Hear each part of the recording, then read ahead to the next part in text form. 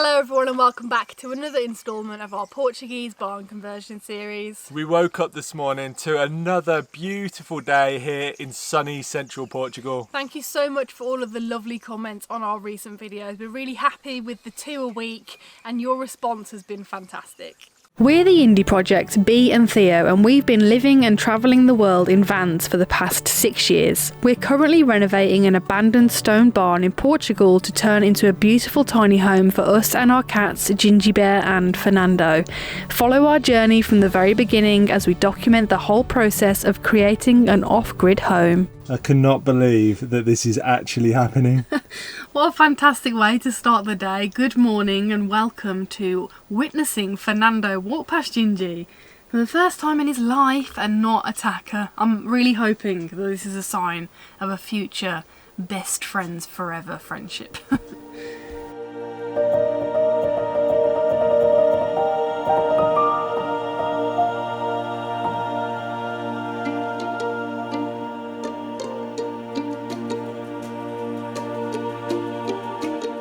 Just look at these guys lying down together. You just know it's going to be a good day when Furrnando and Ginjey Bear are finally getting on with each other. And it is early days, but hopefully this is a glimpse of what's to come in the future. It's about 24 degrees today, so it's quite warm. But as you can see, the sky is quite hazy and there is some clouds starting to come through and some bluer sky. But it's quite strange, and I've just looked it up online. There's a storm blowing over from the Sahara, so the air quality is really poor. There's lots of sand. It's been really, really windy, quite gusty this morning actually. And as I mentioned, the sky's just been really murky and almost like a strange colour.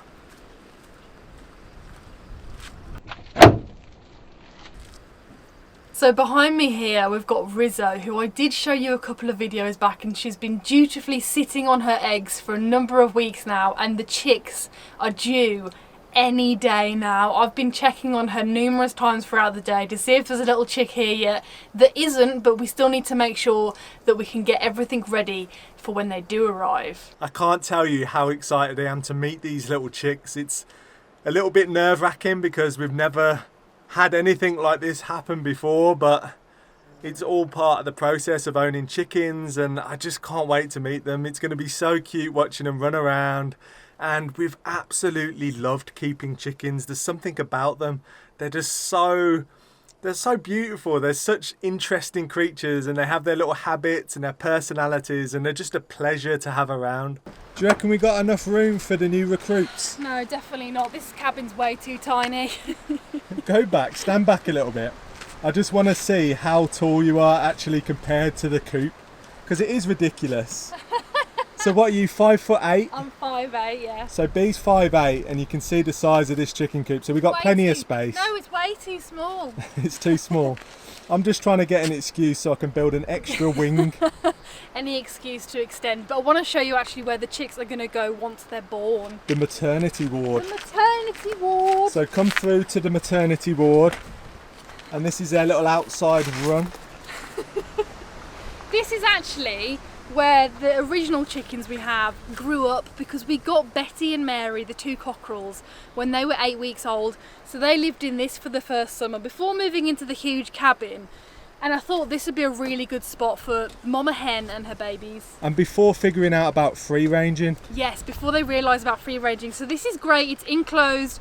When they're really young they can stay in here. Then when they start to go out they've got an enclosure. And then eventually they can go out with all the other chickens, so they'll be fine. But I gave this a thorough cleaning, sprayed it down, got rid of all the old stuff, because we do use this occasionally to treat the chickens if one of them's ill. So I'm just going to set all this up and just get ready, because I know that any day now these babies are going to be here.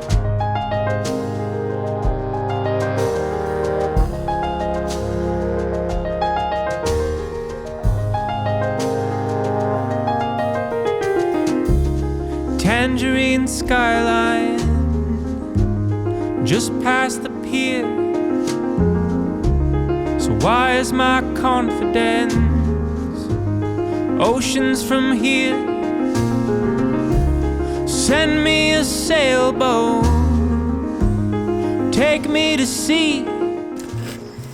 So I've never had chicks before, but I'm fairly confident that this maternity unit is a good call because it means that Mama Hen can be with her babies in security. Furrnando can't get to them because that's who I'm most worried about actually.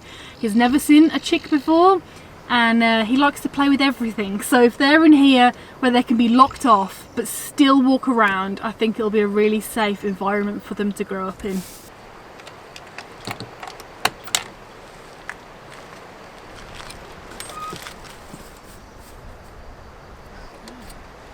So now the maternity ward is up and running, we're going to create a special barrier around the nesting boxes where Rizzo is nesting right now because the nesting boxes can't be moved. They're connected to the shelf they're on and I'm really paranoid that one of the chicks or maybe all of the chicks are going to end up dropping off the shelf, which is about 1 meter off the ground, and it's too late to move Rizzo now. The chicks are literally due any day and I didn't want to move the eggs before that because we have had one of our other hens found her nesting in a bush by the barn. Obviously that wasn't very safe, so I moved her into the nesting box and she stayed there for 2 nights and then she abandoned the eggs, and I really didn't want to move Rizzo and have the same thing happen with her because it would just be devastating. So we're going to try this method. Once the chicks are all hatched, we can then move her and the babies into the maternity ward. So Theo's just finding some material now to create this safe space.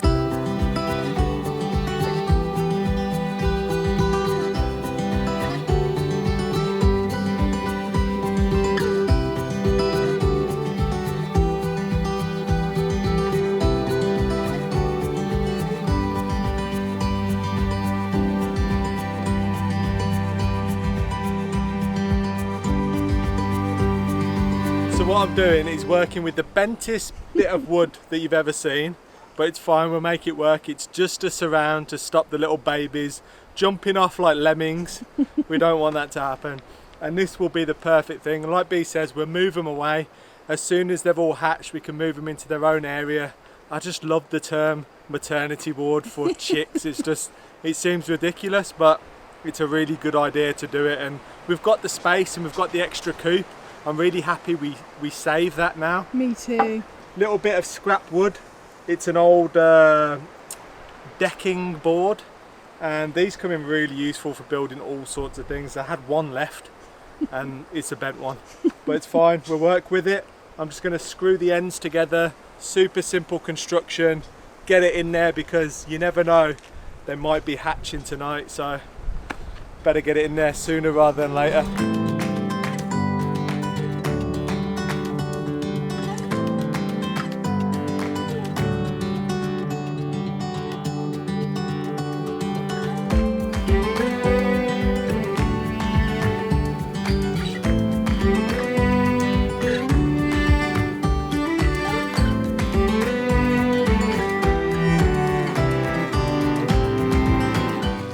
So this hen right here is actually the mother-to-be, and she's just having her 1 a day or a couple of times a day break where she comes off the eggs to have some food and water, stretch her legs and go back inside. And it's perfect timing because it means that Theo's inside there now, just attaching the little protector frame. Fits well with the vibe of the whole place, very rustic.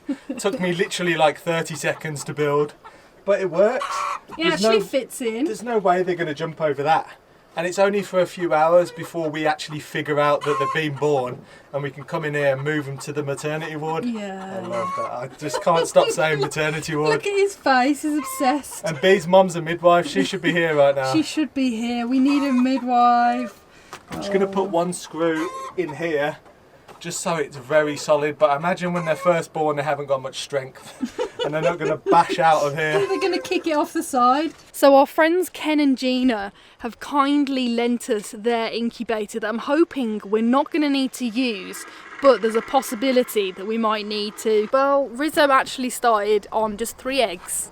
And then it took me a week to realise that she had been sneakily stealing someone else's eggs every day and rolling them under her, and she ended up with 10 eggs that it took me ages to figure out. So some of them are a couple of days behind the others, and I got worried that maybe when the oldest ones have hatched, the ones that haven't hatched yet but are still growing are going to end up getting abandoned. So basically making sure that they'd be safe with this incubator so no babies can get lost. So now that's done, we've actually got quite a bit of tidying up to do because we've got some rain scheduled to start tonight, in the middle of the night, and all day tomorrow it's supposed to be rainy.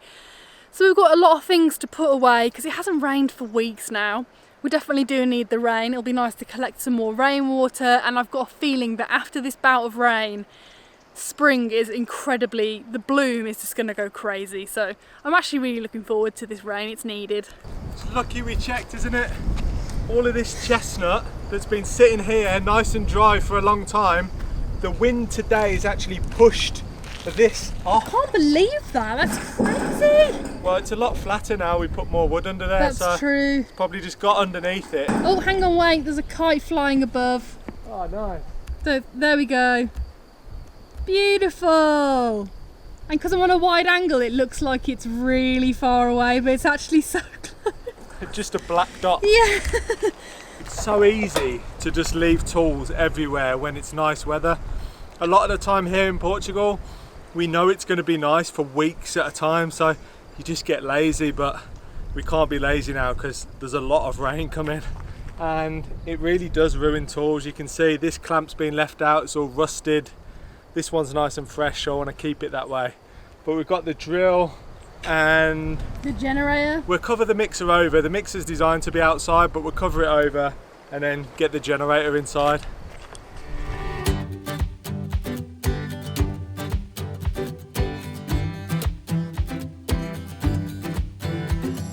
Man, the wind's really picking up. I'm getting hit by bushes.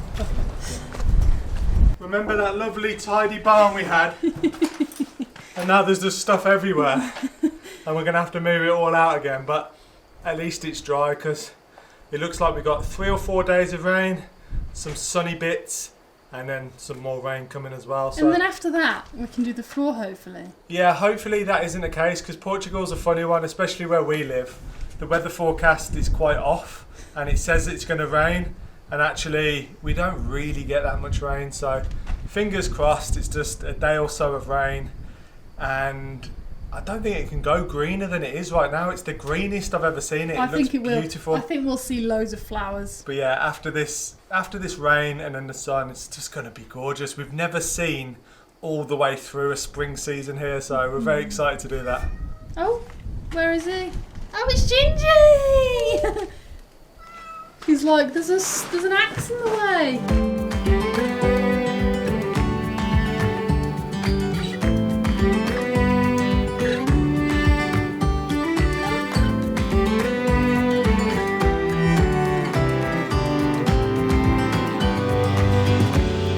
Just come into the van to candle the eggs because it's a term that you might be like, what the hell is candling an egg? But it's very important to do, more so now than ever, because I do have a hen sitting on eggs that are fertilised and they will hatch soon. So whenever I go and pick up any eggs from inside the coop now, I candle them to make sure that it's not accidentally one of the eggs that's been growing nicely underneath Rizzo. So basically it's so simple. You just put a torch, a very bright one, underneath an egg and you light it up. And it allows you to see inside the egg. Now I can see the yolk floating around at the top, and all of our eggs are fertilised because we do have 2 cockerels with our 4 hens. So this one hasn't had a chance to start to develop yet. It's just purely an egg white and an egg yolk in there. So if it was growing, there'd be a black dot that eventually takes up more room in the egg. You can start to see blood vessels inside there, and eventually, like right now,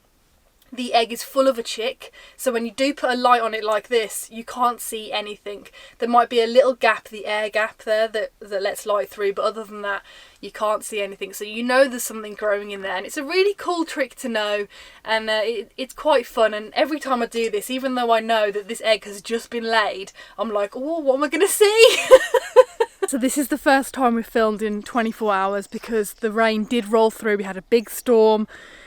And we've had some exciting progress on the chickens. In fact, on the chicks, I'm going to take you to the coop now. So I've been checking a lot, literally can't stop and check this out. Let me just change the brightness. She's sitting on her egg still, but what's that? We have confirmed hatched chicks.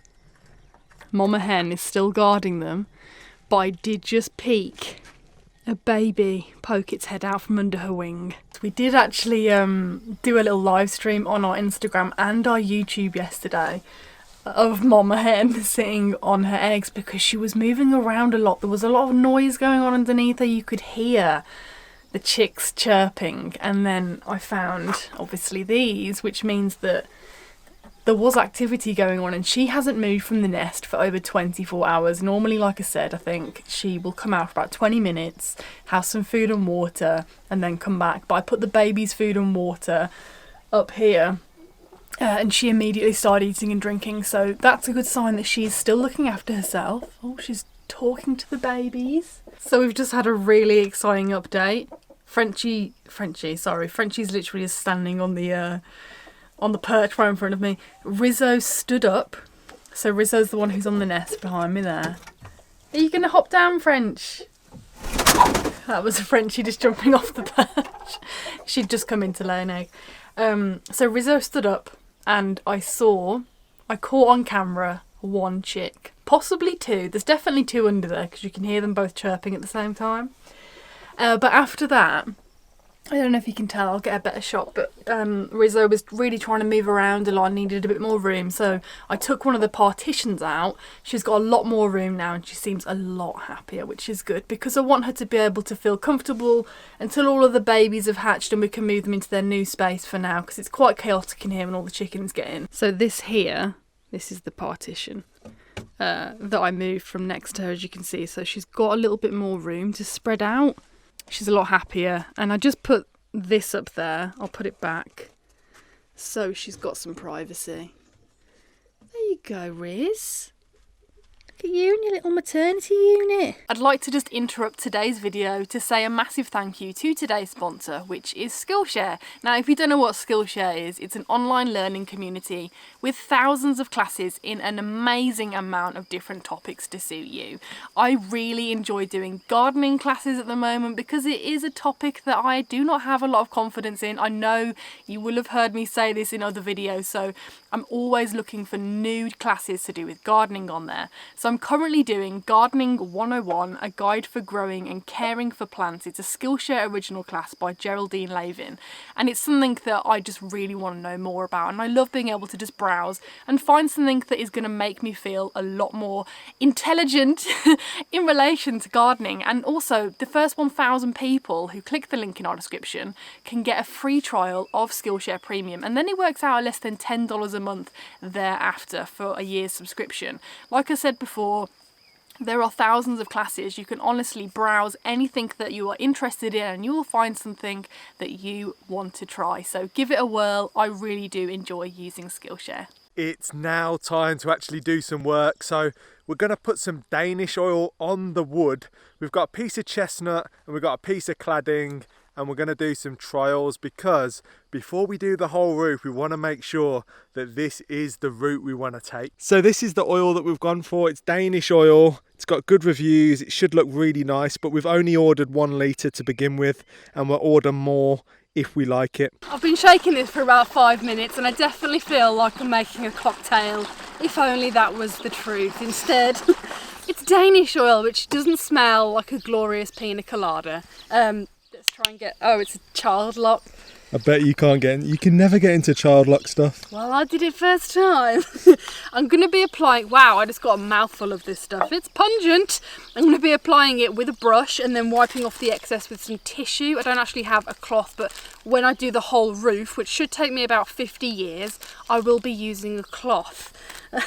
And we first heard about this stuff when we were doing a van build. We did. We met a number of people who'd used Danish oil on their wood. It looked really lovely, just brought out the grain, such a lovely colour, kept it natural. And that's what we're hoping we're going to do with this. I'm going to do 3 coats with about 4 to 8 hours between each coat. So I'm going to be able to get 2 done today and the 3rd tomorrow. So I'm going to go ahead with it and just pour it straight on. I think that's the best way. If I was using a cloth, I'd do it on the cloth, but I can't do that on a brush, can I? 3 coats is going to be a mission. I know, and oil goes a long way, doesn't it? A little goes a long way. I say that, but it's probably going to be quite a quick process. Yeah, it's going to be speedy. It's not like painting with paint. Definitely not. Okay, let's commit, let's do it.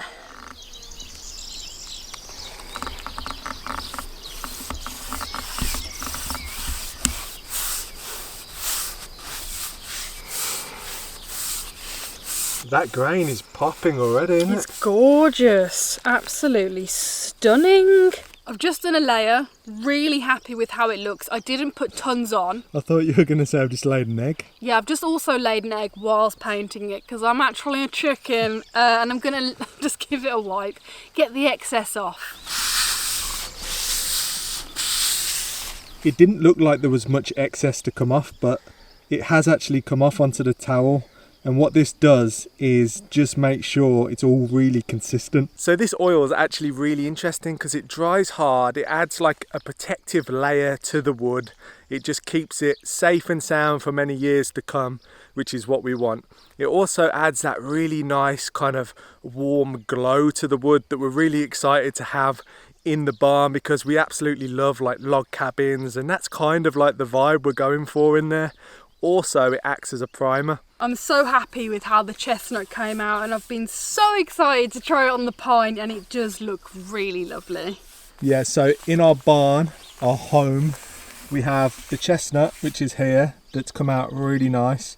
It's only one coat so far, but I think that will go a really kind of nice warm tone. It already lovely. has. And then here, if I stop this down a little bit, this pine's a little bit brighter, a little bit more manufactured, a little bit more polished. So we're hoping that what this oil does is just tone it down a little bit and make it less white and more warm.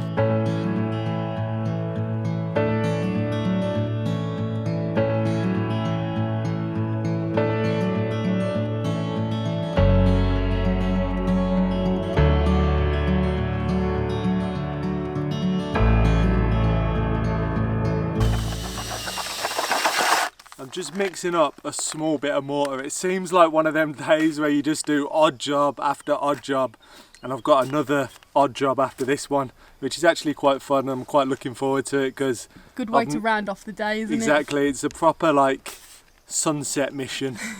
But what I'm doing is mixing a small little bit of mortar so I can fill some holes in the stone wall. Obviously when I'm pointing, it's nice to just focus on the pointing.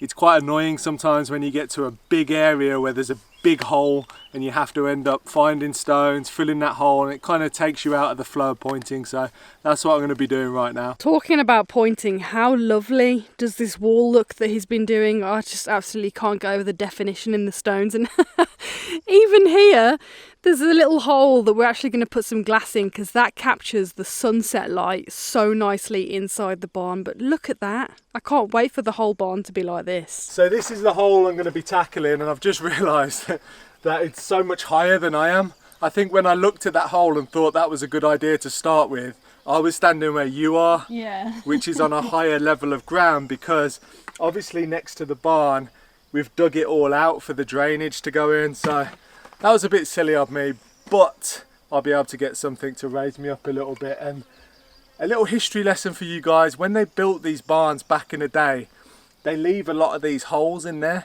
and they're quite square.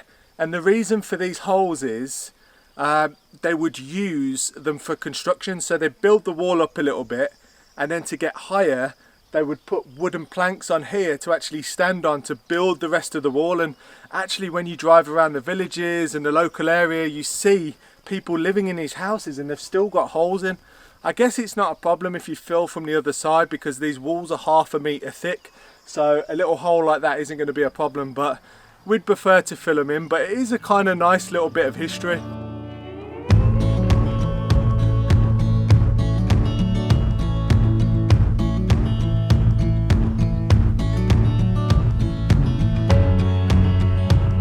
I'm just rooting around in these pile of stones. I've got loads of smaller stones, which is what I need, and there's some really weathered ones with even bits of moss on, and that means it will blend really nicely. The key of filling in this hole is to make it not look like I filled in the hole, just it looks like it's always been there. So that's what I'm looking for.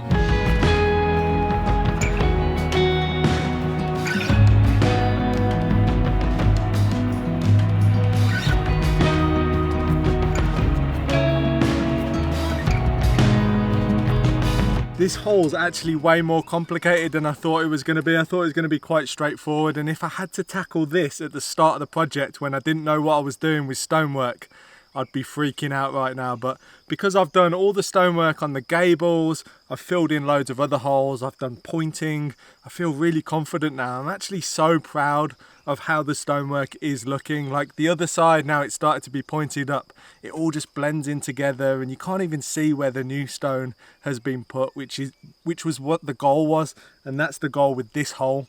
Nice rhyme. This stone here, from experience, I can tell is just going to get in the way. We want to start on some sort of flat surface, and you can see it's really loose, it's a bit rubbish, so I'm going to take that out and I'll fill this hole in later. I need to get rid of all of this. How deep is this hole? So deep, have a look in there. I won't be able to see, it's dark. Oh, okay, it goes all the way up to your elbow, that's pretty deep. So I need to backfill it. First things first, get rid of all of this old dry mortar and dirt. dirt. There are any rat droppings in there. There's a few little rat droppings. Of course. This would have been a hole probably that they'd get through, but I've already filled it up from the other side. So I need to start backfilling.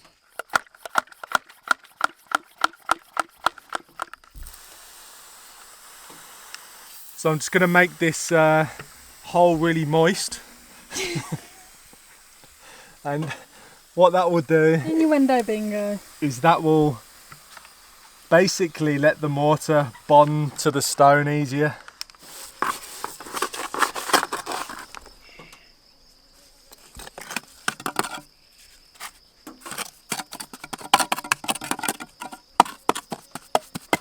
Every time I put my hand in a hole, it feels like it's going to get taken by some weird monster that lives in our walls. I hope there isn't a weird monster living in our walls. Or if we just filled the front and just had a fascia stone and that was like all open in there but was closed up the other side, you might have little rat runs that they can get through all the way through your walls, so we want to fill it all the way up. I look like I'm wearing a t-shirt within a t-shirt.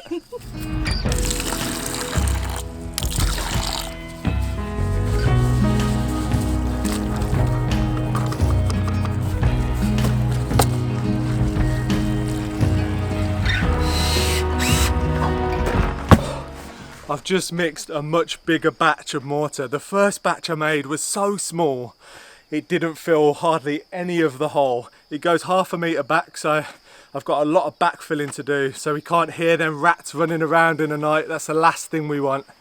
But yeah, I reckon another 20 minutes and I'll have this hole patched up. Slow down, I can see you're slowing down, but I won't leave your side. I'm waiting for you.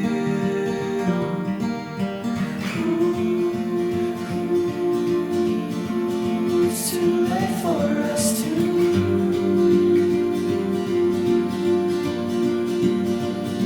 fall asleep.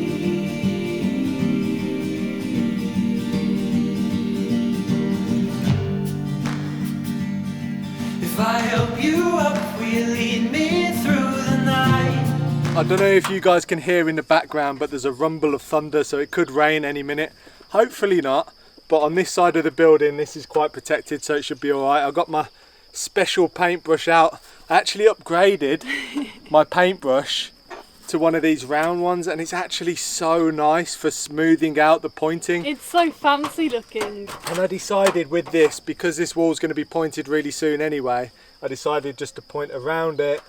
And now I'm going to go over with the brush, smooth it all out, and then we can see how it looks and see if it blends in. But I think so far so good. It looks amazing, you literally can't see it. I was just saying, you've done such a great job. Thank you. Done. Happy. Very happy. It looks utterly fantastic.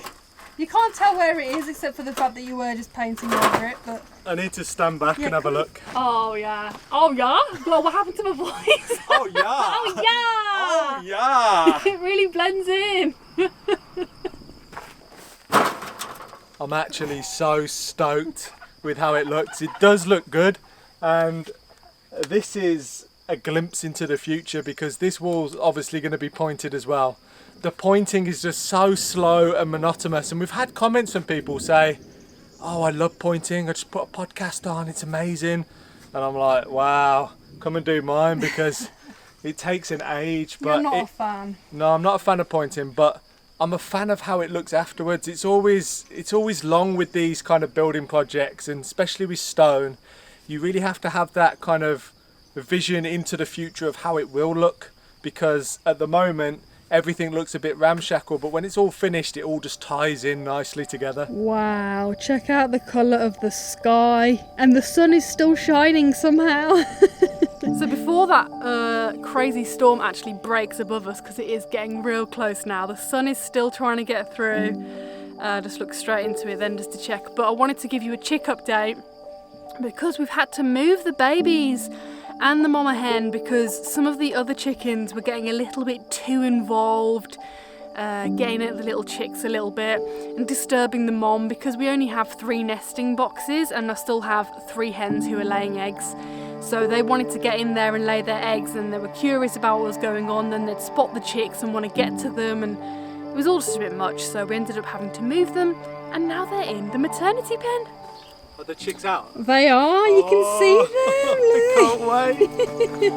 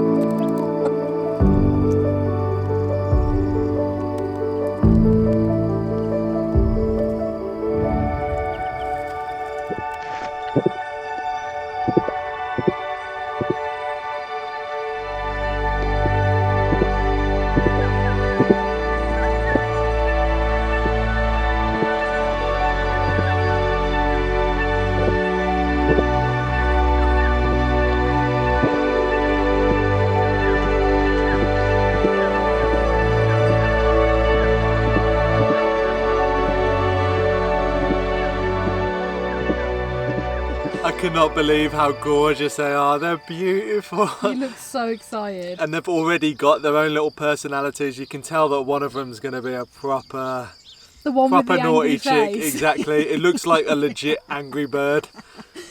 And also someone commented saying it looks like it's got a human eye, and it really freaked us out because it had a big eye and they were blue and they were just staring at us like, who are you? How dare you look upon me?